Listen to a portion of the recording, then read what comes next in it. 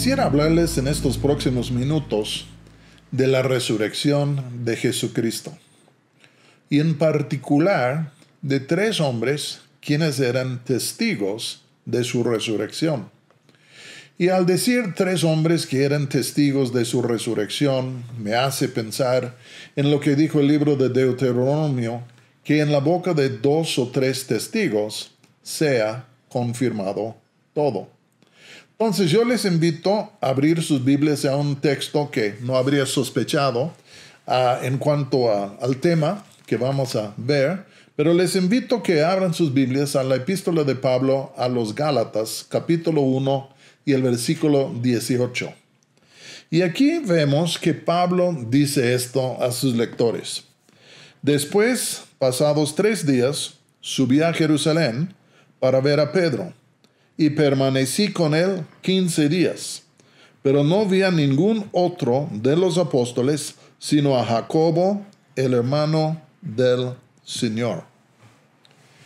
Puede ser que tú dices, hermano, ¿qué tiene que ver este texto con la resurrección del Señor?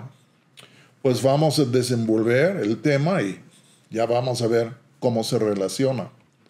Yo creo que todos nosotros nos acordamos de Pablo, que era un tremendillo, rabino, joven, quien perseguía a la iglesia hasta su encuentro con Jesús, y esto lo transformó por completo, y él comenzó a predicar la misma fe que antes había querido destruir.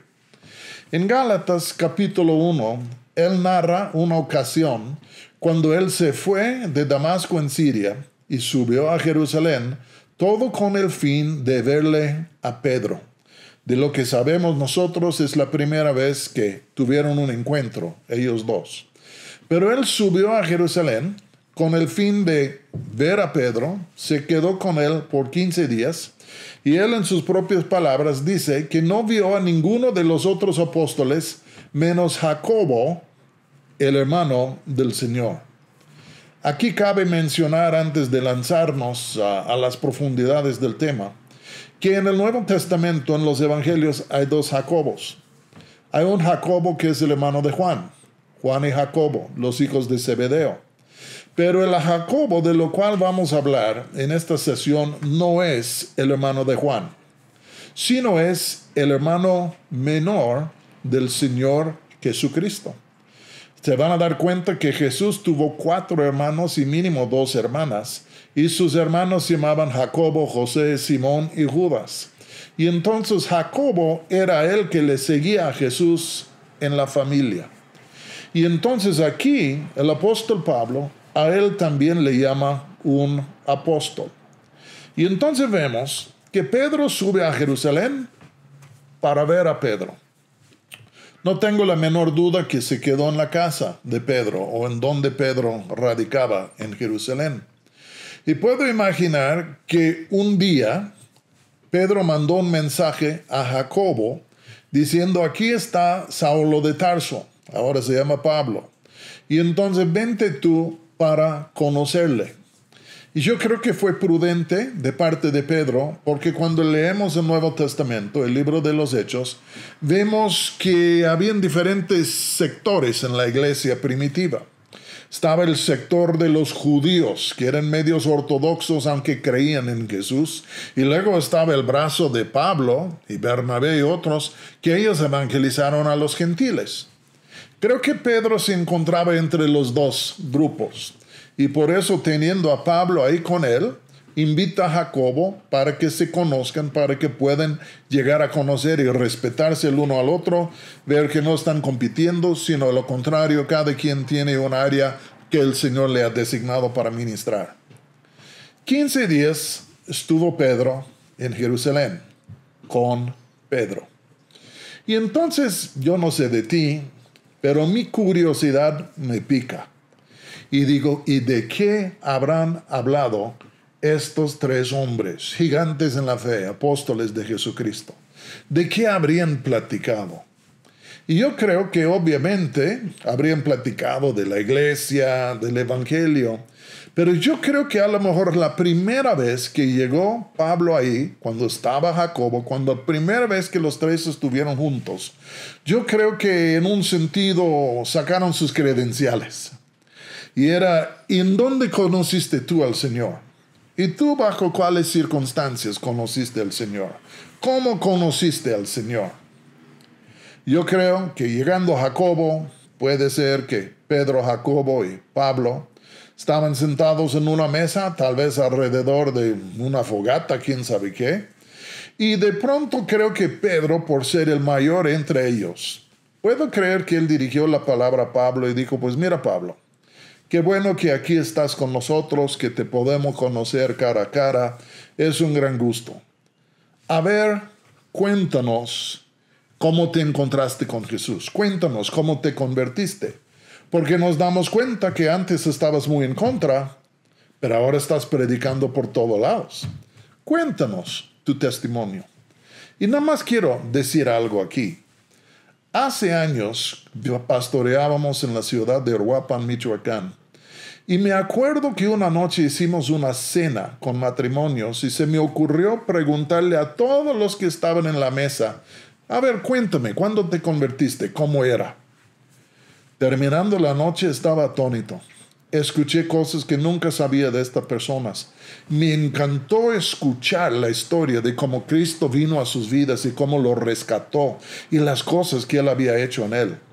Y hasta el día de hoy me encanta hablar con las personas en cuanto a su conversión, cómo llegaron a conocer al Señor. Porque en esto vemos la multiforme gracia de Dios, sin duda, en cómo Él ha llegado a alcanzar a tantas personas diferentes. Entonces yo creo que Pedro, siendo él que presidía, si puedo usar esta palabra entre los tres, dice, a ver Pablo, cuéntanos, yo sé algo, no sé cuánto sepa Jacobo, cuéntanos cómo está tu conversión.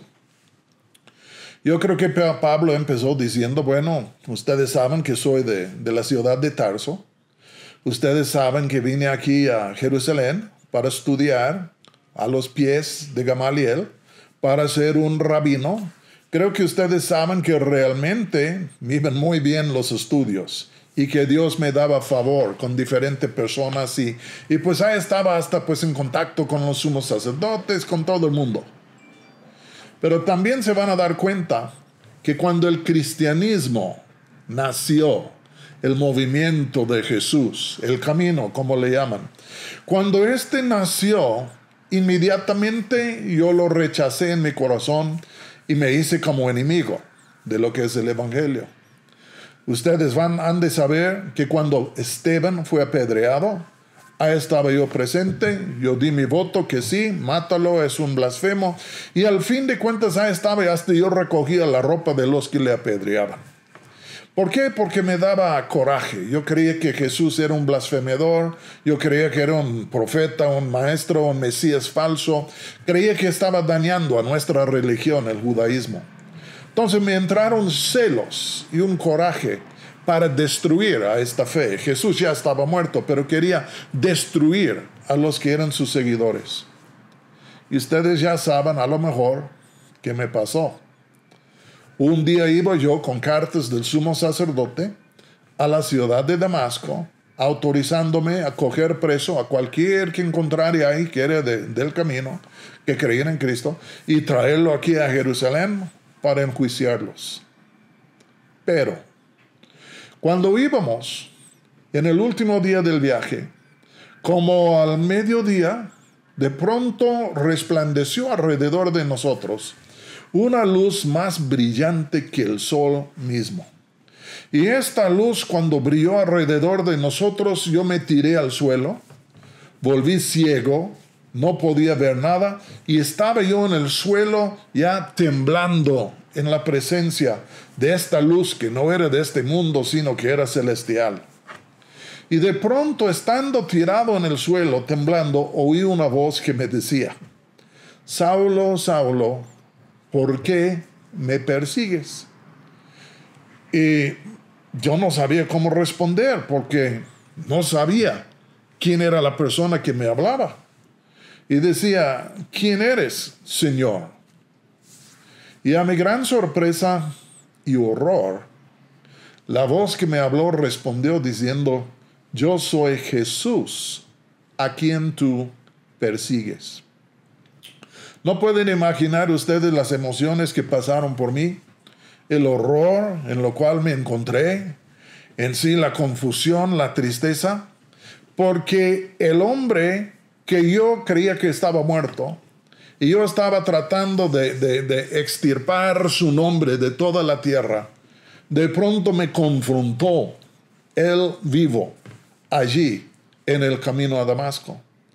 Me di cuenta que sí le habían crucificado, pero me di cuenta de que el dicho de que se había levantado de los muertos no era una mentira, era la verdad. Me di cuenta inclusive que él era más que un hombre, que era Dios. Y luego la cosa más difícil era esto, que yo me había hecho como perseguidor, como enemigo de él. Y yo le decía, ¿quién eres tú? Y dice, yo soy Jesús, a quien tú persigues. Y luego dice, dura cosa te es dar coces contra el aguijón. Y dije, Señor, ¿qué quieres que yo haga? Y me dijo que me fuera a Damasco, a la casa de una cierta persona allá. Y pues ahí estaba, y luego vino un hombre que se llama Ananías, quien oró por mí. Pero lo que tengo que decir es esto. Mi conversión se debe a esto. Tuve un encuentro personal con él que fue poderoso e indiscutible, y ya no podía decir que era un blasfemo o un Mesías falso. Tuve que confesar la verdad. Él es el Señor. Él es el Hijo de Dios. Y en este momento me arrepentí de toda mi necedad, de toda mi oposición, de todo mi pecado. Y me hice seguidor de Él. Me levanté dedicando mi vida a Él para seguirle todos los días de mi vida. Hasta el momento me ha costado un poco porque ha habido mucha oposición. Pero ¿a quién más iré? Jesús es el Hijo de Dios que resucitó de los muertos, y este encuentro me transformó. Yo puedo creer que Pedro escuchó todo esto y dijo amén. Pero después le dice a Jacobo, Jacobo, cuéntale por favor a Pablo cómo tú te convertiste. Cuéntanos por favor tu historia. Y yo creo que Jacobo empezó así, diciendo, bueno, ya saben que Jesús es mi hermano mayor. Ya saben ustedes que nuestros padres se llamaban José y María. Pero también, pues voy a decir José y María, aunque el nacimiento de Jesús era muy diferente que lo nuestro. Pero al fin de cuentas, éramos los hijos de José y María, y teníamos 4 hermanos, Jesús, yo, Jacobo, y luego Simón y Judas, y teníamos 2 hermanas, y ahí estaba la familia, papá, mamá, y los 6 hijos, 7.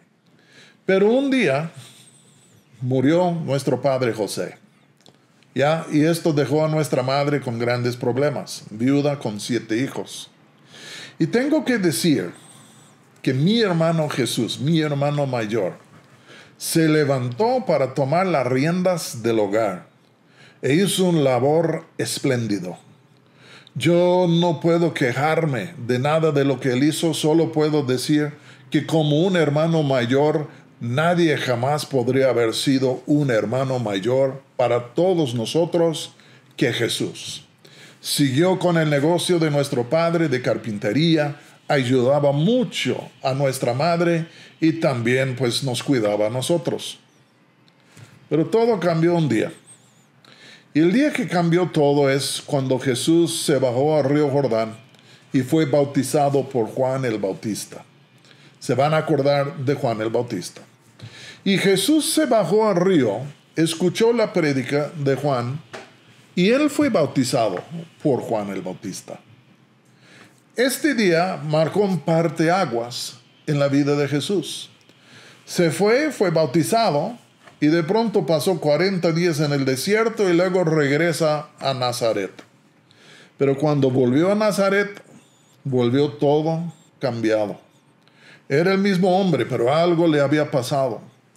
Y con esto Jesús, mi hermano, comenzó a enseñar en la sinagoga, comenzó a predicar en distintos lugares, comenzó a hacer milagros, a sanar a los enfermos, hasta levantar a algunos muertos.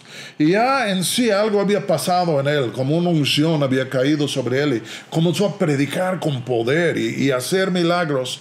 Y ya después de esto como que salió de la casa y comenzó a caminar y andar para arriba, por abajo, hasta que tenía una banda de discípulos. Y tú, Pedro, tú eres como el líder de la banda de los discípulos. Pedro dice, pues así fue. Y entonces, al fin de cuentas, Jesús salió de Nazaret. Se despidió de nosotros, ya no iba a vivir en Nazaret, sino que se bajó a Capernaum y se fue a la casa de Pedro. Pues así fue, dice Pedro.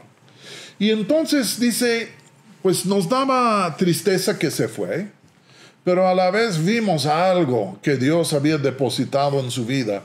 Y esto nos intrigaba. Y voy a decir que nos gustó. Pero luego pasaron cosas. Jesús comenzó a ser más y más absorbido por lo que hacía. Como que estaba muy absorbido, muy fijo en todo esto. Y luego comenzó a decir cosas que nos parecían imprudencias. Comenzó a hacer insinuaciones de que Él era el Cristo, el Rey de Israel. Y decíamos, pues, le conocemos, es nuestro hermano. Y no lo creíamos. Y luego comenzaron a llegar rumores a nosotros también en donde hacía insinuaciones de que no solo era el Cristo, sino que era el Hijo de Dios. Y honestamente esto nos alarmó, porque pensábamos, está perdiendo su mente. Es una cosa creer que eres el Cristo, es otra cosa creer que eres el Hijo de Dios. Y llegamos a temer por él pensando que había perdido su mente. Y no solo temiendo por su salud mental, pero también nos daba temor, porque decíamos, si estas palabras llegan a los oídos de las autoridades en Jerusalén, de los sacerdotes y los fariseos, le va a provocar problemas y hasta que le puedan acusar de ser un Cristo falso o de la blasfemia y hasta que lo podrían matar. Y entonces tengo que decir que dicho y hecho, lo que temíamos ocurrió. Y ustedes saben cómo Jesús subió a Jerusalén la última vez por la Pascua. Y luego como este ingrato Judas ya le traicionó y Jesús tuvo que comparecer ante el tribunal, mejor dicho, el Sanedrín, el consejo del pueblo. Y ahí lo acusaron y lo condenaron de blasfemia, diciendo que, entonces tú eres el Cristo, el Hijo del Dios viviente. Jesús dijo, tú lo has dicho. Pues con esto firmó su sentencia de muerte y lo enviaron a Pilato. Y le convencieron a Pilato que lo crucificaron y ya lo crucificaron. Lo que temíamos ya vino.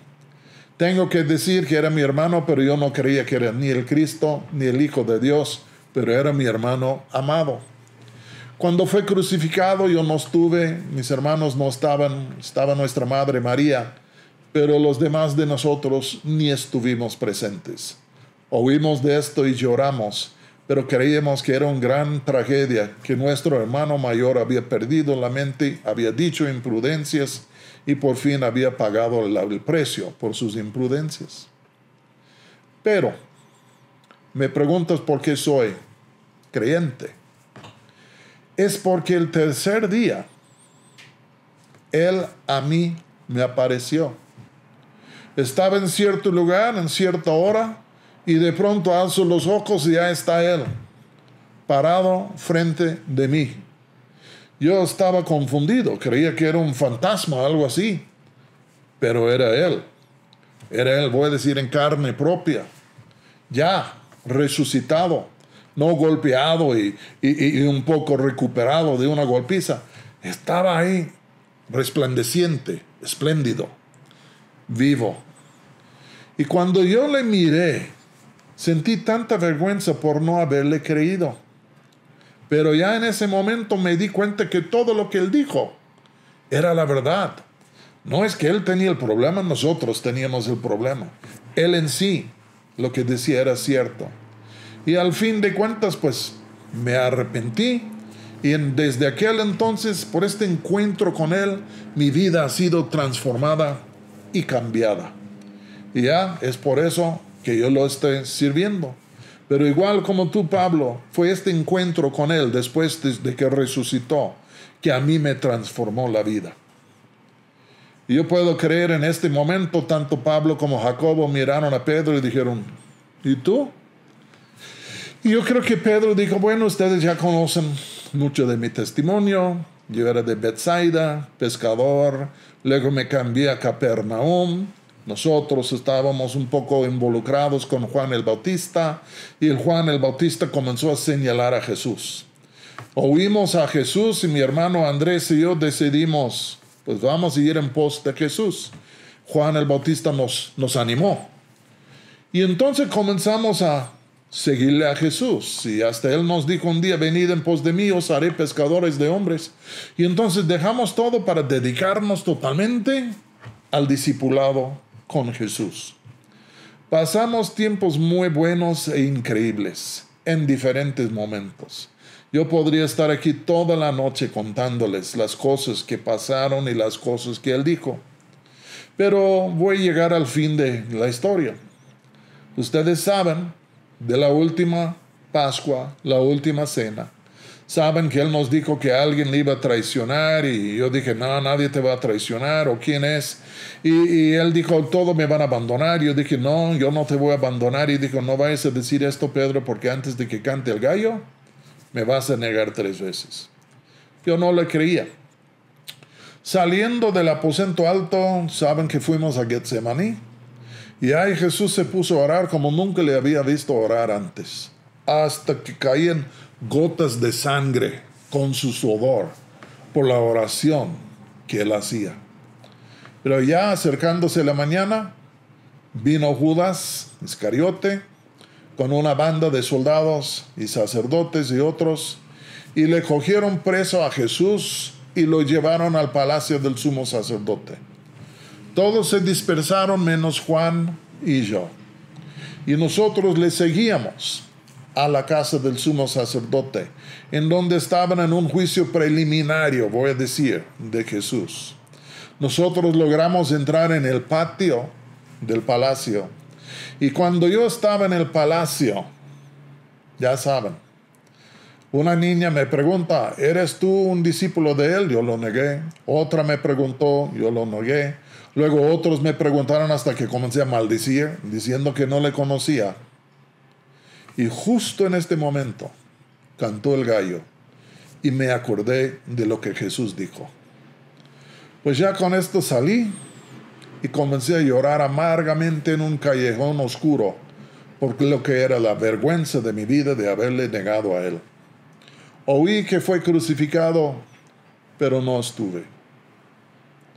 3 días después, vinieron algunas mujeres, muy de mañana, diciendo que habían ido a la tumba y estaba abierta y su cuerpo no estaba. Y uno de ellas, María, dice que de regreso Jesús mismo apareció a ella. Fuimos Juan y yo a la tumba. Es cierto que era vacía la tumba, pero no le vimos a Él. Y al fin de cuentas, pues nos despedimos. Pero en un momento absolutamente inesperado, Jesús también a mí me apareció. Y cuando yo le vi, sentí tanta tristeza y tanta vergüenza que me tiré al suelo, le pedí perdón por haberle negado. Y Él me levantó y me puso sobre mis pies. Este momento, mi encuentro con Él, el resucitado, transformó mi vida de una vez y para siempre. Ahora hemos hablado de estos 3 testigos. 3 hombres que en su inicio no creyeron, tuvieron sus problemas, pero terminaron creyendo y predicando el evangelio con todo su ser hasta el costo de su vida. Pablo fue ya en sí decapitado. Jacobo fue apedreado. Pedro fue crucificado cabeza abajo. Pero estos hombres eran tan transformados por su encuentro con Jesús, que hasta que le entregaron y dedicaron toda su vida y dieron sus vidas por causa del Evangelio. Y yo digo, estos hombres fueron transformados y en la boca de 2 o 3 testigos se ha confirmado todo. Y entonces, solo sobre la base de estos 3 testimonios tenemos razón para creer. Pero aún Pablo dice en su epístola a los Corintios que en un momento había una reunión en Galilea y habían más que 500 personas presentes. Es muy establecido de que Jesús sí resucitó de los muertos. Y Él cambió y transformó la vida de estas personas. Pero ahora llego a la siguiente pregunta. ¿Qué tal de nosotros? ¿Qué ha pasado a nosotros? ¿Por qué seguimos tú y yo a Jesús? Yo creo se debe al hecho de que aunque antes no creíamos, cada uno de nosotros, quienes somos creyentes, en algún momento hemos tenido un encuentro vivo y verdadero con Él. No lo hemos visto físicamente como ellos lo vieron, pero de todos modos ha nacido o ha descendido o ha sido depositado en nuestros corazones una tremenda convicción de la veracidad del hecho de que Él ha resucitado, a tal grado que pensamos, aunque no le veo, yo sé que Él vive, me es invisible, pero yo sé que Él vive, y al fin de cuentas hemos clamado a Él, y Él a nosotros nos ha respondido. Esta convicción de su resurrección es el fundamento del cristianismo.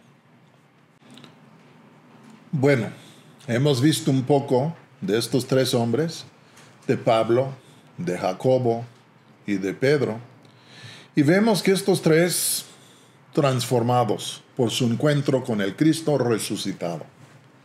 ¿Qué tal de nosotros? ¿En qué se fundamenta, en qué se basa la fe nuestra? Ellos dieron testimonio de que Jesús había resucitado, que ellos lo habían visto, pero tú y yo, ¿a base de qué hemos creído? Porque ninguno de nosotros hemos tenido un encuentro como ellos. Yo no le he visto personalmente a Jesús. Sin embargo, aunque no hemos tenido un encuentro como ellos, sin embargo, ¿no es cierto que si tú eres un cristiano verdadero, tienes una convicción plena en lo más profundo de tu ser de que Él vive el día de hoy, aunque no le has visto? Y que tú puedes clamar a Él y Él te puede responder y que Él te puede cambiar y te puede transformar por su poder. Yo quiero decirles algo. El fundamento de los 3, Pablo, Jacobo y Pedro, era un encuentro con el Señor vivo. Tú y yo también hemos tenido un encuentro con el Señor vivo. En maneras misteriosas, Él ha venido a cada uno de nosotros para hacernos saber de que Él sí vive el día de hoy. Y no le hemos visto como ellos lo vieron, pero sabemos que Él vive el día de hoy. Esta es la convicción que tenemos en nuestro ser, puesta por Dios mismo mediante la palabra. Pero te voy a decir algo, aunque no le hemos visto como ellos le vieron, un día sí le veremos. Porque el libro del Apocalipsis dice que cuando Él viene, todo ojo le verá. Él fue visible a ellos, ahora es invisible porque está en el cielo, pero otro día regresa del cielo. Y cuando Él regresa, todo ojo le va a ver. ¿Por qué? Porque Jesús no se quedó en la tumba, nadie robó su cuerpo, los perros no comieron su cuerpo. La verdad es que Él resucitó de los muertos y Él vive el día de hoy. Ustedes que son cristianos, la verdad es, sus vidas también han sido transformadas por un encuentro con el Señor Jesucristo. La religión no nos puede cambiar, la tradición no nos puede cambiar, la iglesia no nos puede transformar, pero un encuentro vivo con Jesucristo sí nos puede transformar. Hasta el día de hoy yo me acuerdo de hace 48 años, cuando yo tuve mi encuentro personal con el Cristo resucitado. Oré, le pedí perdón, le pedí que viniera a mi corazón y mi vida fue transformada y se fue tan fuerte el toque que sigue transformada mi vida hasta el día de hoy. Quiero decirles, que nuestro Señor Jesucristo vive. Él es el fundamento de nuestra fe. Tenemos que poner los ojos en Él, aunque no le vemos, pero ahí lo pasamos como Moisés cuando la Biblia dice que Él se sostuvo viendo al invisible. Y tú y yo nos sostenemos en Cristo viendo al invisible y le seguimos y le vamos a seguir por todos los días de nuestras vidas. Pablo fue transformado por un encuentro personal con Jesús, el resucitado. Jacobo fue transformado por un encuentro con el Cristo transformado. Pedro fue transformado por un encuentro con el Cristo resucitado. Yo he sido transformado por un encuentro con Él. Y muchos de ustedes que me escuchan también podrían dar testimonio de cómo su vida fue transformada y cómo has andado con Él todos los días hasta ahora. Pero me falta decir una cosa más. Hay algunos, ojalá, que están escuchando estas palabras, pero no conocen al Señor. Su vida es un desastre, es una tradición hueca, y ahí vas, pero no tienes vida. Quiero decirte algo. El mismo Cristo, quien apareció a ellos, el mismo Cristo, quien me hizo saber que Él vive, el mismo Cristo que se ha revelado a millones de otras personas, también a ti se te quiere revelar. Te voy a decir que tú nunca le podrías encontrar a solas, pero Él en su gracia puede venir a ti. Y Él puede revelarse a ti en maneras diferentes y misteriosas, pero haciéndote saber que Él vive. Y cuando Él hace esto, tú puedes clamar a Él. Y le puedes decir, Señor, sálvame. Y Él te salvará de tu maldad, tus cadenas, etcétera, etcétera, etcétera. Si no le conoces, yo te invito el día de hoy. Levanta una pequeña oración, un pequeño grito al cielo y decirle, Señor Jesús, yo creo que tú existes, creo que tú vives. Ven a mi vida, quiero conocerte, porque sé que solo tú me puedes salvar, solo tú me puedes transformar, solo tú me puedes levantar de los muertos, solo tú me puedes hacer un hombre, una mujer nuevo. Él ha resucitado. Él es el Señor. Él tiene todo el poder necesario para transformar a nuestras vidas.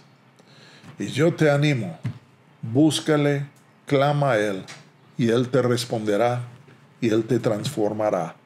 Porque lo cierto es que ha resucitado de los muertos y ha vencido todo lo que hay en este mundo, y muy pronto va a introducir el mundo nuevo a toda la creación de Dios.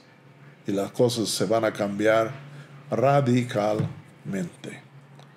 Voy a orar. Señor, pido para tu pueblo que sea fortalecido. Pido, Señor, para los que no te conocen, que tú podrías llegar a ellos y por medio de pruebas indubitables podrías presentarte vivo a ellos, para que ellos podrían saber que tú vives, podrían humillarse delante de ti y que sus vidas también pudieran ser transformadas, igual como las vidas de Pablo, de Jacobo, de Pedro, la vida mía y millones y millones y millones más de personas quienes han sido transformados por ti a lo largo de los siglos. Bendice tu palabra y en el nombre tuyo, Jesús, oramos. Amén.